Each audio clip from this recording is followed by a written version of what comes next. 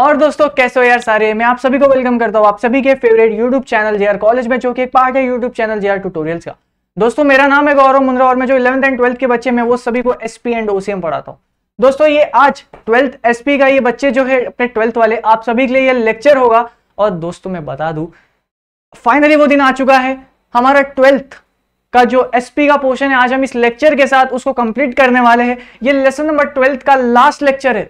So finally आपका और हमारा जो रिश्ता है यहां तक ही एंड होता है। क्या कहते हो बच्चा? यार नहीं सर इतना जल्दी कहां आपको भूलेंगे, अभी तो आपके 12th के बोर्ड्स भी बाकी है, एग्जाम में भी साथ में सीट करेंगे और साथ ही साथ फिलहाल पोर्शन को भी कंप्लीट करेंगे, टेंशन ना लो। और जहां तक जो भी मैंने सब कुछ सिखाया दोस्तों, अब मुझे लग रहा है मैंने बहुत सही नोट पे हम इस पोर्शन को, अपने इस पूरे सिलेबस को, अपने इस पूरे कंटेंट को आज हम बहुत अच्छी तरीके से एंड करने वाले।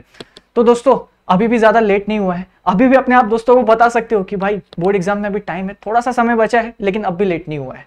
ठीक है, फटाफट उसको ये सारी प्लेलिस्ट की लिंक साथ ही साथ ये लेक्चर के साथ उसको शेयर कर देना है और बोलना है भाई तो थोड़ा सा लेट हो गया लेकिन कोई टेंशन ना ले, लेसन नंबर 1 के लेक्चर नंबर 1 से लेसन नंबर 12 के लेक्चर नंबर लास्ट तक अपलोडेड है।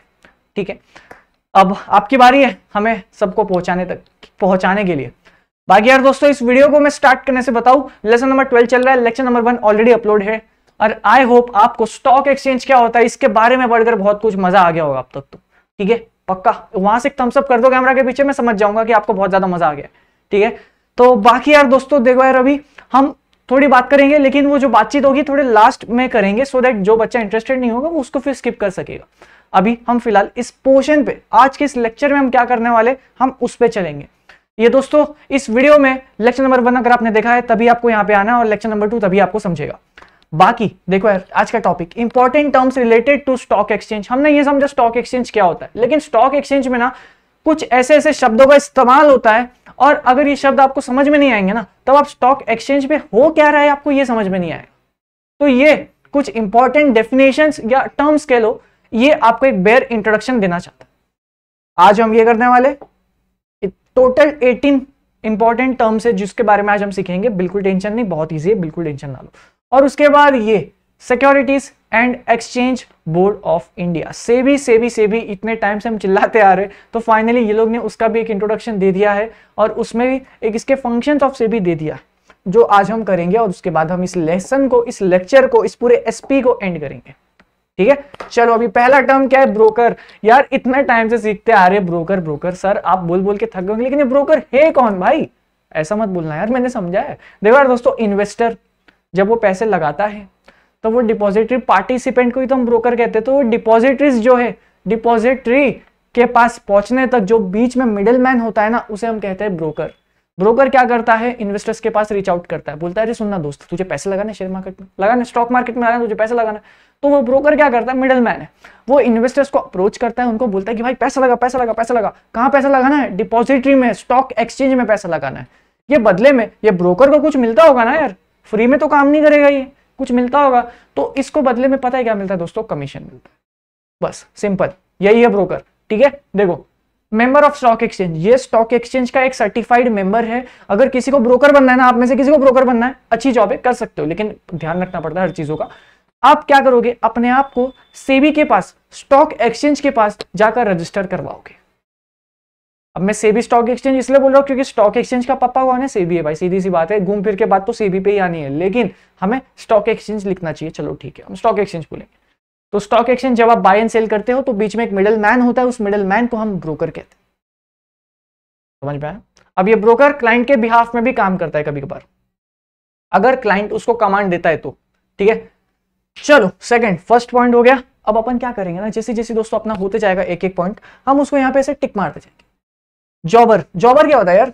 देखते हैं यहाँ पे, ये एक डीलर है स्टॉक एक्सचेंज में, डीलर है स्टॉक एक्सचेंज में who carries trading of securities in his own name. मतलब एक स्टॉक एक्सचेंज, एक स्टॉक मार्केट, यहाँ पे एक ऐसा इंसान है जो खुद के नाम पे ट्रेडिंग कर रहा है। ठीक है सर ये तो बहुत लोग करते हैं, इसमें ये ऐसा अलग क्या कर रहा है? ये खुद के नाम पे ही ट्रेडिंग कर रहा है। ये क्या करता है? खुद के नाम पे बहुत सारे शेयर्स खरीदता है, बहुत सारे, हाँ बहुत सारे। और फिर ये उनसे जब उनका ओनर बन जाता है शेयर्स का, और जैसे ही ये जो चीज 10-10 रुपए में खरीदता था बहुत सारी, जैसे ही वो देखता है उसका भाव बढ़ चुका है, 10 का 12 हो चुका है, 12 का 14 हो चुका है, ये उसको बेच देता है एट अ हायर प्राइस। इसको हम जॉबर कहते हैं। ये एक प्रोफेशनल स्पेक्यूलेटर है, ये अपने जैसे आम आदमी नहीं है भाई। ये पता है इन्वेस्टमेंट इसकी बहुत बड़ी होती है। ये एक हाई नेटवर्थ इंडिविजुअल होता है। हाई नेटवर्थ इंडिविजुअल यानी कि जो शेयर मार्केट में बहुत ही लमसम अमाउंट ऑफ मनी उसने इन्वेस्ट कर रखा है, ठीक है। ये बहुत बड़ी बड़ी इन्वेस्टमेंट करता है। ये जिसने 1 लाख 2 लाख नहीं, उनसे बात नहीं करता। ये मिनिमम 2 करोड़, मिनिमम 25 लाख, उसको हम हाई नेटवर्थ इंडिविजुअल कहते हैं। तो ये ऐसे लोग होते हैं जिसे हम जॉबर की एक डेफिनेशन में शायद प्लेस कर सके, ठीक है। समझ में आया? 2 हो गए। चलो अब देखो यार, बुल। हाँ, वो 2 सिंग लेके मैं तुम्हारे पास आ रहा हूं, बुल। हाँ ठीक है, वही बुल। अब उस बुल को याद रखो और इस लाइन को रीड करो। Who expects a price of share to rise in future. जैसे मेरे पास एक जेआर कॉलेज का शेयर है। जेआर कॉलेज का प्राइस, एक शेयर का भाव है 10 रुपए, ठीक है। एग्जाम्पल, 10 रुपए का शेयर है अपने पास, किसका? जेआर कॉलेज का, ठीक है। चलो आगे पढ़ो। Buys with the hope of selling them in higher and earn profit. अब जो अपने जेआर कॉलेज के जो बच्चे, इनको पता है यार आज अपना नाम है, पर आपको भी पता होगा दोस्तों, अपने को इतने सारे बच्चों का सपोर्ट मिलता है कि आज अगर अपने शेयर का प्राइस 10 रुपए, तो शायद अगला बैच जब होगा 12th का, तो शायद अपने शेयर का प्राइस 10 से 100 हो गया होगा या 10 से 50 हो गया होगा। एक बच्चा अगर सर क्या 10-15 कह रहे हो आप, 10 से 1000 पहुंचाएंगे हम, है ना। तो ये क्या था? बुल। मैं अपने शेयर में, अपने पास जो शेयर है ना, मैं उसके प्राइस का एक्सपेक्टेशन कर रहा हूं कि वो राइज होने वाला है, वो ऊपर ही जाने वाला है, नीचे नहीं आएगा। ऐसा जब मैं करता हूं, हम इसे दोस्तों बुल कहते हैं। क्या? Who expects a price of a share to rise in future and buys with the hope of selling them in future at a higher price and earn profit. आज मैंने 10 में खरीदा, ये चीज जब मैं मार्केट जब एंड होएगा, ठीक है, तब ये चीज 10 की 15 होने वाली है। जैसे ये 15 होगी, मैं इस चीज को बेच दूंगा, इस शेयर को, हम इस सिक्योरिटी को कह रहा हूं, ठीक है। चलो अब क्या है? बेयर। बेयर ऐसा इंसान है भाई, ये सदमे में आ जाता है। मैंने जो शेयर खरीदा था, फॉर एग्जाम्पल एक कंपनी जिसका नाम गोल्डी लिमिटेड, ये बहुत ही बेकार शेयर था यार। मैंने ये शेयर खरीदा था 10 रुपए में, पर मुझे खबर आई है कहां से, तो कि इसका जो प्राइस है ये 10 का 9, 8, 7 होने वाला है। आज मुझे लेके डुबाएगा। मैं क्या करता हूं, मार्केट एंड होने से पहले ही मैं इस शेयर को बेच देता हूं, क्योंकि मुझे पता है अभी इस शेयर का प्राइस गिर रहा है और जब मार्केट एंड होने वाला है ये तब भी गिरने ही वाला है। डूब गई कंपनी, गई, शेयर गया जिसका, है ना। तो ये क्या हुआ? इसको बेयर बोलते हैं। बुल मतलब आपने जब सुबह शेयर खरीदा, आपको अब भी उम्मीद थी कि शेयर का प्राइस अभी भी ऊपर जाएगा, भाई ये तो जाने वाला, ऊपर जाने वाला, इसको हम कहते हैं बुल। अब आपने जब सुबह शेयर खरीदा 10 बजे, ठीक है, आपने शेयर खरीद लिया, उसका प्राइस था 10 रुपए, पर आपको खबर आती है कि अरे शिट यार, कंपनी गई आज, नहीं इसका नाम खराब हो रहा है, कंपनी का जो शेयर है वो नीचे आने ही वाला है। तो आपका जब ऐसी एक्सपेक्टेशन होती है कि 11 बजे शायद ये प्राइस 10 का 8 हो जाए, 11 बजने से पहले आप उसको बेच देते हो कि भाई ज्यादा लॉस ना हो। आपने क्या कर रहा? आपने बेयर, ये चीज को प्रिडिक्ट करा, और इस टर्म को कहते हैं बेयर। ये 4 टर्म बहुत इंपॉर्टेंट है। एग्जाम में मैं आपको बता दूं, ब्रोकर और जॉबर ये आते रहते हैं डिफाइन द फॉलोइंग में। और ये bull and bear another important question है। कितने मार्क का आएगा? 1 मार्क के लिए आएगा। और डिफरेंस बिटवीन अगर आ जाता है तो ब्रोकर एंड जॉबर आपके बुक में भी एक है, वो आ सकता है एग्जाम में 5 मार्क के लिए। मैं उसको स्किप करके गया था जब मैं 12th में था, पर वो एग्जाम में आया था। टोटल 5 डिफरेंस बिटवीन पूछते हैं, अपने को एनी 3 लिखना होता है, तो मैं उसको छोड़ के आया था, सीधी सी बात। तो वो इंपॉर्टेंट है, मेरी जैसी गलती आप मत करना। चलो फिर क्या? स्टैग। स्टैग मतलब बच्चा कह रहा है सर वो स्टैग एंट्री क्या? एक कपल एंट्री होती है, स्टैग एंट्री वो अकेला जाता है। अरे नहीं भाई, यहाँ ध्यान दे ले, स्टॉक एक्सचेंज की बात कर रहा हूँ। Stag bye security from primary market. अरे प्राइमरी मार्केट की बात कर रहा है, जब नया नया कोई कंपनी मार्केट में शेयर करती है, कुछ अपना शेयर इशू करती है, हम उसे प्राइमरी मार्केट बोलते हैं। अरे वो एग्जांपल याद नहीं आ रहा क्या? गौरव सर का पहला पहला प्यार, सब कुछ पहला पहला अपन ने लास्ट लेक्चर में सीखा था, लेसन नंबर 11 के लेक्चर नंबर 3 में। प्राइमरी मार्केट, ये वही मार्केट। अगर ऐसा कोई इन्वेस्टर जो प्राइमरी मार्केट से शेयर खरीदता है और वेट करता है, अब मैं इसको बेचूंगा नहीं, ये रेयर पीस सिर्फ मेरे पास है, जब मार्केट में इसका भाव बढ़ जाएगा तब मैं इसको बेचूंगा, इससे ऐसा अगर कोई करता है इंसान, तो उसे हम बोलते हैं, उस टर्म को बोलते हैं स्टैग। ये देखो, अब लेम डक, नाम से समझ रहा है, लेम डक क्या लिखा है यहाँ पे? जिसकी एक्सपेक्टेशंस गलत हो जाती है। जैसे दोस्तों मैं आपको बताऊं, एग्जांपल है, एक मैंने गोल्डी, एक कंपनी है, उसका शेयर्स लिए थे। सोचा था सुबह मस्त बढ़िया 10 बजे, उसका शेयर का प्राइस था 10 रुपए। सोचा था भाई शाम तो नहीं, 3:30 जब ये मार्केट एंड होगा उससे पहले ये मुझे अच्छा रिटर्न करवा के देगा, इंट्राडे करूंगा, 10 का 15-20 होएगा तो इसको सेल कर दूंगा। मेरी एक्सपेक्टेशन ही गलत हो गई भाई, वो 10 रुपए का शेयर था, 0.1 पे एंड हुआ है। ठीक, अब ये क्या हुआ? मैंने जो डिसीजन लिया, मेरे इस डिसीजन को एक टर्म दिया गया है, वो है लेम डक। अरे क्या भाई, कैसा भी डिसीजन लेता है। अपन हिंदी में बोलते हैं, इंग्लिश में इस टर्म को क्या बोलेंगे? Lame duck. चलिए, जब हम सिक्योरिटी मार्केट की बात करेंगे तो फिर है भाई वुल्फ। वुल्फ यानी कि जो आप हो, आप बच्चे लोग ने जेआर कॉलेज से पढ़ने का जो डिसीजन लिया है, ये क्या है भाई, स्मार्ट मूव था। तो ऐसे ही जब हम कोई शेयर में परचेस करते हैं और उसकी जो अपनी एक्सपेक्टेशन है कि देख यार ये कंपनी ना अपना बिजनेस का एक्सपांशन बहुत कर रही है, ये भले ही आज लॉस में है लेकिन ये फ्यूचर में ऊपर जाएगी, मुझे भरोसा है इस पे, तो ये क्या किया आपने, ये टर्म को हम कहते हैं वॉल अपना किधर क्या भाई, वुल्व्स कहते हैं, वुल्व्स। ठीक है, भेड़िए भेड़िए चालाक होते हैं ना, तो तुम भी वैसे ही चालाक इन्वेस्टर हो, तुमने भी एकदम चालाकी से स्पेकुलेशन की। फिर क्या है भाई, सेटलमेंट। अब देखो यार मैं आपको बता दूं दोस्तों, जब आप ट्रेडिंग करते हो तो आपको लॉस होता है ना, तो जो लॉस होता है ना तो वो तो इमीडिएटली लॉस में आ जाता है, इमीडिएटली आपका पैसे कट जाएंगे एज ए लॉस। लेकिन जब आपको प्रॉफिट होता है तो ये पहले ना T+2 मतलब 2 दिन लगता था, अगर आपने कोई प्रॉफिट कमाया आपके अकाउंट में आने के लिए 2 दिन लगता था। T+2 ये बहुत पहले हुआ करता था, आज ये T+1 हो गया है, यानी कि ट्रेडिंग डे, ये कह रहा है T यानी कि ट्रेडिंग डे में 1 दिन लगेगा। अगर आपने लॉस किया है ना तो लॉस तो सॉरी आपको इमीडिएटली बेयर करना पड़ेगा, लेकिन अगर आपने प्रॉफिट कमा लिया, अपने टेक्स्ट बुक में T+2 दिया है, आप एग्जाम में T+2 ही लिख कर आओगे। ये 2 दिन लगता है अपने अकाउंट में अगर आपने कोई प्रॉफिट कमाया तो आने को। आज मैं आपको बताता हूं अपना T+2 आपके टेक्स्ट बुक में है, ये 5 से 6 साल पहले चलते आ रहा था, शायद उससे भी पहले चलते आ रहा होगा, बट जहां तक मुझे पता है। और ये T1 तो ये अब चल रहा है, और मैं आपको बता दूं कुछ महीने में शायद 2024 तक ये T+0 भी हो जाएगा, यानी कि एक भी दिन नहीं लगेगा, इमीडिएट बेसिस पे अगर आपने प्रॉफिट कमाया आपके अकाउंट में प्रॉफिट आ जाएगा। ठीक है, चलो फिर क्या, कॉन्ट्रैक्ट नोट एक ऐसा note given by broker to his client. Broker बोलता है भाई सुनना, एक बढ़िया सी इंफॉर्मेशन आई है, क्लाइंट है ना तू मेरा, लगाएगा पैसा, क्या था ये, कॉन्ट्रैक्ट नोट।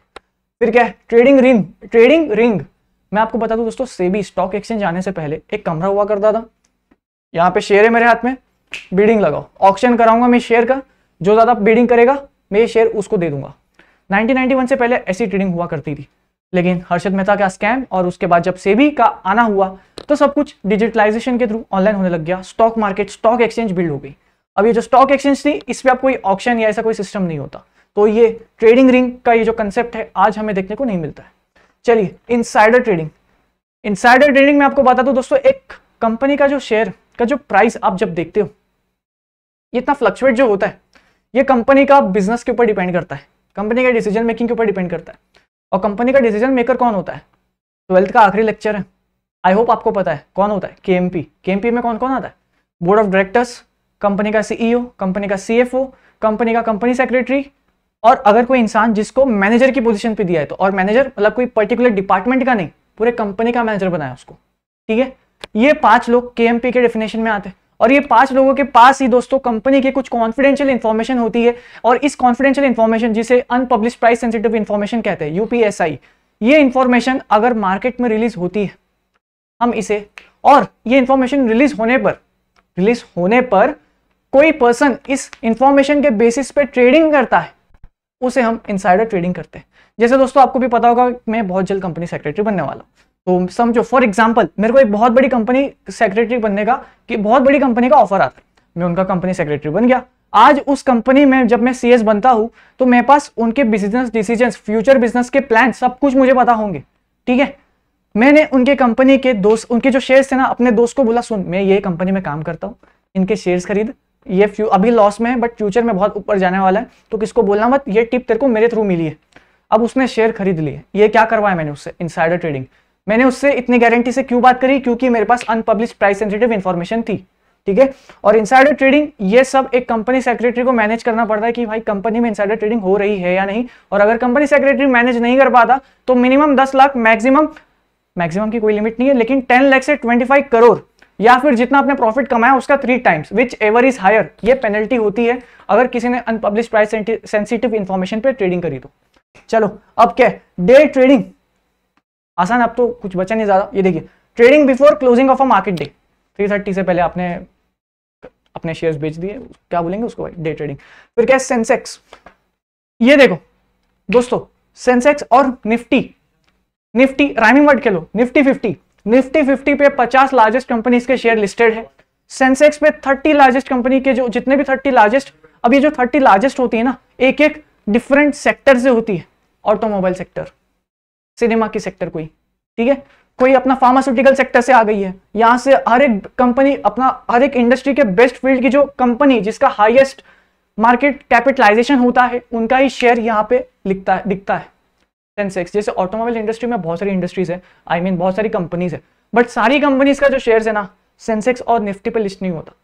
वही कंपनी में होता है जो उस पर्टिकुलर इंडस्ट्री की बॉस है, उस पर्टिकुलर इंडस्ट्री का बॉस, हम उसकी कैलकुलेशन करते हैं, उसे हम मार्केट कैपिटलाइजेशन कहते हैं। चलो फिर क्या, निफ्टी यानी कि 50 लार्जेस्ट कंपनीज का शेयर यहाँ पे लिस्ट हुआ है। बहुत बढ़िया गाइस, ऐसा ही फोकस बनाए रखो। और अगर किसी बच्चे को कुछ टॉपिक समझ नहीं आ रहा, प्लीज एक बार वापस रिवर्स करके देखिएगा, आपको सब कुछ समझ में आएगा, क्योंकि अब ये लेसन नंबर 12 आखिरी lecture of your 12th SP. आपका पूरा 11th हो चुका है, पूरा 12th हो चुका है, अब इसी के साथ मैं इतना समझूंगा, है ना। तो आई होप ये जो मेरी पेस है आप इसको समझ पा रहे हो, यहाँ पे जितने भी नए वर्ड्स है आप इसको बहुत गौर से सुन रहे हो और आपको सब कुछ समझ में आ रहा है, क्योंकि ऐसी चीजें नहीं है जो हम पहली बार सुन रहे। यहाँ पे मे भी कुछ ऐसे वर्ड्स होंगे जो हम पहली बार सुन रहे, लेकिन क्या इसका मीनिंग हम पहली बार देख रहे हैं? नहीं ना। चलो रैली, ये क्या होता है? रैली आया, देखो एक शेयर, यहाँ पे देखो एक शेयर है मेरे पास जेआर कॉलेज का, अपवर्ड डायरेक्शन। भाई ये जेआर कॉलेज का जो ट्रेंड देखोगे आप, ये भाई ऊपर ही जा रहा है, नीचे आने का नाम नहीं रही, नाम लेता ही नहीं, ये इसका जो ट्रेंड है ये सिर्फ ऊपर ही जा रहा है। और मानोगे नहीं 14 से 20 ट्रेडिंग सेशंस में इसका जो शेयर का जो आप देखोगे अपना चार्ट, ये हमेशा सिर्फ ऊपर ही जा रहा है भाई, नीचे आने का नाम नहीं लेता। इसे हम कहते हैं रैली। और क्रैश में मतलब जैसा वो गोल्डी सुबह हमने 10 रुपए का लिया था, उस दोपहर तक तो वो खत्म हो गया, तो वो क्या हुआ, वो डाउन ट्रेंड फॉलो किया, वो नीचे ही आते जा रहा था, उसे हम कहते हैं अपना क्रैश। फिर क्या है, मार्केट कैपिटलाइजेशन। मैंने जैसे आपको बताया हर एक इंडस्ट्री की एक टॉप नॉच कंपनी का जो नाम होता है उसको हम निफ्टी और अपना सेंसेक्स पे उस कंपनी का आपको नाम देखने को मिलता है। अब बाकी कंपनीज ने क्या बिगाड़ा ऐसा, उनका नाम क्यों नहीं है, आपने ऐसा सोचा होगा। तो जैसे दोस्तों मार्केट कैपिटलाइजेशन के बेसिस पे होता है। मार्केट कैपिटलाइजेशन हम कैसे चेक करते हैं, तो वो है issued share capital into current market price. और भी बहुत सारे फैक्टर्स होते हैं, बट ये वन ऑफ द फैक्टर है जो मेजर है कि किसका मार्केट कैप ज्यादा है, किसका मार्केट में डिमांड ज्यादा है, किसका मार्केट में नाम ज्यादा है। नाम ज्यादा है तभी तो उसके नाम पे ट्रेडिंग होगी ना भाई। ऐसी कोई कंपनी जिसका किसी ने कभी नाम ही नहीं सुना, लोग उसके शेयर्स में ट्रेडिंग करेंगे क्यों? बस वही बात।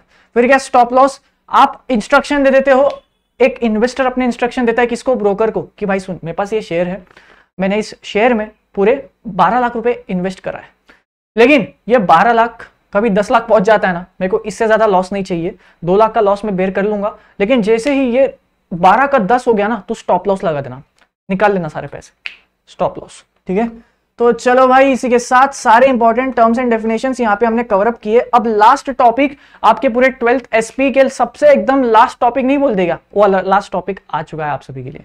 ठीक है, क्या नाम है, securities and exchange board of India, SEBI. अब ये जो सेबी है हम इतने टाइम तक सुनते आ रहे हैं यार, पूरा 12th हमने ये सेबी करके हमने समझ गया, सब कुछ समझ गया भाई सेबी तो क्या करता है। ठीक है, अब देखो exchange board of India was setup, इसका मेन ऑब्जेक्टिव क्या था, आपके पेपर में अगर सेबी पे कुछ आता है तो ये 3 पॉइंट्स आपको एज इट इज लिखना है। क्या है, प्रमोटिंग सिक्योरिटी मार्केट, प्रमोट करता है सेबी कि अरे सुनो दोस्त 1991 में मैं मानता हूँ हर्षद मेहता, उसके बाद भी बहुत सारे स्कैमर्स आए थे अपने देश में, बट आज तुम टेंशन मत लो, बिल्कुल भी स्ट्रेस ना लो, अपने देश में अब सेबी है जो इस मार्केट को रेगुलेट करता है। Protecting the interest of investors, promoting security market and to regulate security market. बिल्कुल टेंशन मत लो, सिक्योरिटी मार्केट में इन्वेस्टमेंट करो, सेबी आपका दोस्त बेटा है सारे इन्वेस्टर्स। और मैं आपको बता दूं दोस्तों, ये जो security exchange board of India है ना सेबी, इसका मेन मकसद यही है कि इन्वेस्टर्स को बचाना। ये इन्वेस्टर्स के लिए कभी भी ऐसा कुछ नहीं करता है कि इन्वेस्टर्स के वो जाकर अगेंस्ट हो जाता है।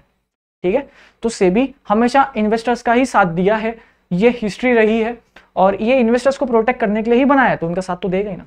ठीक है, चलो अब फंक्शंस ऑफ सेबी, ये इंपॉर्टेंट क्वेश्चन है, एग्जाम में बनता है यार एग्जाम में। ठीक है, अब ये अपन रीड करेंगे, आप अपने आप समझते जाओगे। देखो, प्रोटेक्ट करता है इंटरेस्ट, प्रोमोट करता है किसको प्रमोट करता है, development of security market, protect करता है interest of investor, to regulate business in security exchange, stock exchange, security नहीं स्टॉक एक्सचेंज। ठीक है, चलो जैसे हमने इतने टाइम तक सीखा है, इतने टाइम तक कहते आ रहे स्टॉक एक्सचेंज का ऊपर बॉस कौन है भाई, सेबी है। तो ये रहा ना थर्ड पॉइंट, सारे उसका मैंने एक आपको ये दे दिया आज प्रूफ, रेगुलेट करता है। स्टॉक एक्सचेंज को ही रेगुलेट कौन कर रहा है, सेबी कर रहा है, तो ऑब्वियस सा बात है। To register and regulate working of broker, sub broker, merchant banker, underwriter, सब पता है अपने को, अपन ने सब देख लिया ये सब, है ना दोस्तों। और बाकी मैं बता दूं, अगर किसी को सिक्योरिटी लॉ या फील्ड में आगे बढ़ना है तो आप एक मात्र कोर्स है, वो है कंपनी सेक्रेटरी का, आप उसमें बढ़ सकते हो। अगर आप LLB भी करते हो तब आपको सिक्योरिटी सेबी में इतना एक्सपोजर नहीं मिलेगा, इतनी रिस्पेक्ट या उतना नॉलेज नहीं मिलेगा जितना आपको एज अ CS इस फील्ड में मिलेगा, क्योंकि ये फील्ड ही CS की है। ठीक है, चलो फिर क्या है, यहाँ पे एक और पॉइंट है, उसके बाद डिपॉजिटरीज को रेगुलेट करता है, DP depository participant credit rating agencies, चलो भाई, अब नेक्स्ट, और फिर वो अपना फॉरेन इंस्टीट्यूशनल इन्वेस्टर्स, तो वो सभी को आप वो रजिस्टर करता है और मैनेज करता है। अब the last slide of your entire 12th SP syllabus को आज हम वाइंड अप करेंगे, और ये लास्ट स्लाइड है उसकी। क्या है भाई? 6th point, to register and records mutual fund, collective investment scheme, venture capital fund. अब बच्चा कह रहा है सर ये क्या है भाई? ये एमएफ म्यूचुअल फंड, सीआईएस, ये तो अपने 12th में था ही नहीं, ये होएगा भी नहीं, क्योंकि ये जो रेगुलेशन है mutual fund regulation 2009, CIS regulation, ये रेगुलेशंस कंपनी सेक्रेटरी के कोर्स में है।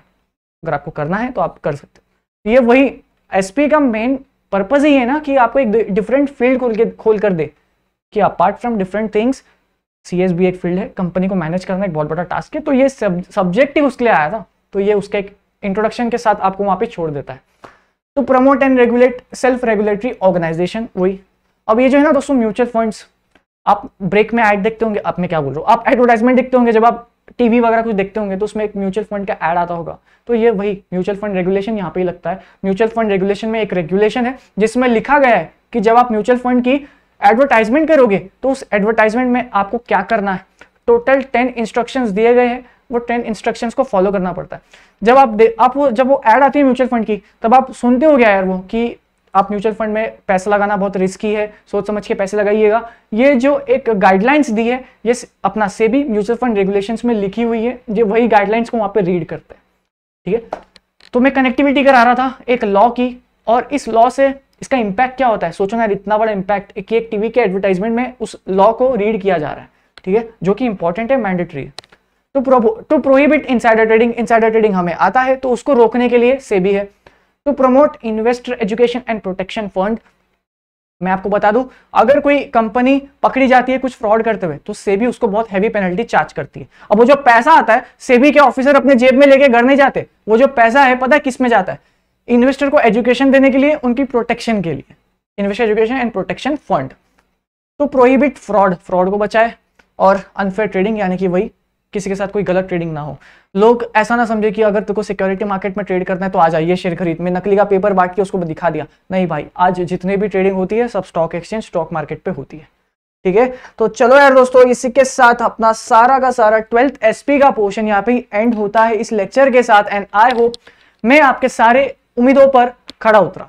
ठीक है, मैं भी शुरुआत में थोड़े से अप्स एंड डाउन थे अपने ये जर्नी में, लेकिन इन दी एंड सब कुछ अच्छा रहा, और आपका जो प्यार था एकदम कंटिन्यूस बना रहा, और उसके साथ उसी प्यार की वजह से हमने इस लेसन को एंड किया फर्स्ट ऑफ ऑल। और दोस्तों अपने पूरे 12th एसपी को भी एंड कर दिया है। तो एक राउंड ऑफ अप्लॉज आप सभी के लिए भी, और आपकी तरफ से अगर आपको अच्छा लगा मेरे साथ पढ़ के, तो थोड़ा सा प्यार मुझे भी, अपने पूरे परिवार को, अपने पूरे चैनल को आपको प्रोवाइड करना है। ठीक है दोस्तों, ये कमेंट सेक्शन में आपको लिखना है कि ये जर्नी कैसी रही आपके साइड से। अगर आप मुझे पूछो तो शायद मैं किसी बच्चों के साथ ऐसा पर्सनली कभी कनेक्ट नहीं किया हो, लेकिन जब भी मैं यहाँ खड़ा होता, एक ही इंटेंशन था कि यार जब मैं पढ़ा रहा हूँ बच्चों के पास पहुंचना चाहिए। ठीक है, बाकी इंस्टाग्राम पे आप बच्चों के काफी डाउट्स है इस पूरी जर्नी में, अभी भी कुछ डाउट्स होंगे अनक्लियर, अगर बाय एनी चांस हो तो प्लीज आप सभी एक रिमाइंडर डाल दिया करो, बस इससे ज्यादा और कुछ नहीं चाहिए। ये प्यार आपका और हमारा नहीं रुकेगा। अपना प्यार 11th एंड 12th तक ही नहीं था, या कुछ बच्चों के लिए सिर्फ 12th तक ही नहीं था, हम आगे भी आपके लिए कुछ ना कुछ करते ही रहेंगे। ठीक है ना, अनाउंसमेंट्स आएंगी, और जो अनाउंसमेंट्स है आपको अपने चैनल पे देखने को मिलेगी, साथ ही साथ मेरे इंस्टाग्राम के अकाउंट पे भी आपको देखने को मिलेगी। तो मेरे साथ यहाँ पे कनेक्ट कीजिए, कोई भी आपका डाउट्स आप यहाँ पूछ सकते हो, और मैं वॉइस के थ्रू आपके डाउट्स को क्लियर कर सकूंगा। बाकी कमेंट सेक्शन में दोस्तों आपको बताना है कि ये जर्नी कैसी रही, हमारा ये चैनल क्या आपको हेल्प कर पाया या नहीं, क्या हमारे यहाँ के टीचर्स आपको हेल्प कर पाए कि नहीं। हम आप सभी के रिव्यूज का वेट करेंगे। ठीक है, और एग्जाम जैसे ही एंड होएगा उसके बाद भी हम मिलेंगे, एग्जाम स्टार्ट होने से पहले भी हम मिलेंगे, तो हमारा मिलना जुलना तो चलता रहेगा। लेकिन जो 12th एसपी के लेक्चर्स थे अब नहीं आएंगे क्यों यार, सब कंप्लीट हो चुका है अपना पोर्शन। अब लग जाओ रिवीजन करने में और 12th में आग लगाने में। ठीक है, मेरा काम आज यहाँ पे पूरी तरह से समाप्त होता है। अब काम और जो बैटल है, जो फाइनल वॉर है, वो आपकी स्टार्ट होती है। मैं इस लेक्चर को यहाँ पे एंड कर रहा हूं, मेरा प्रिपरेशन टाइम हो गया है, अब बैटल लड़ने की बारी आपकी, आपको जाकर लड़ना है। हमारा हथियार हमारा होगा पेन और एग्जाम पैड्स। ठीक है, चलो भाई, इतने ही डायलॉग मारूंगा आज के लिए। इस लेक्चर को मैं यहाँ पे एंड कर रहा हूँ, इस जर्नी को मैं यहाँ पे एंड नहीं कर रहा हूँ। मिलता आप सभी से नेक्स्ट जो भी हम करेंगे उस जर्नी के साथ। चलो इस लेक्चर को मैं यहाँ पे एंड करता हूँ।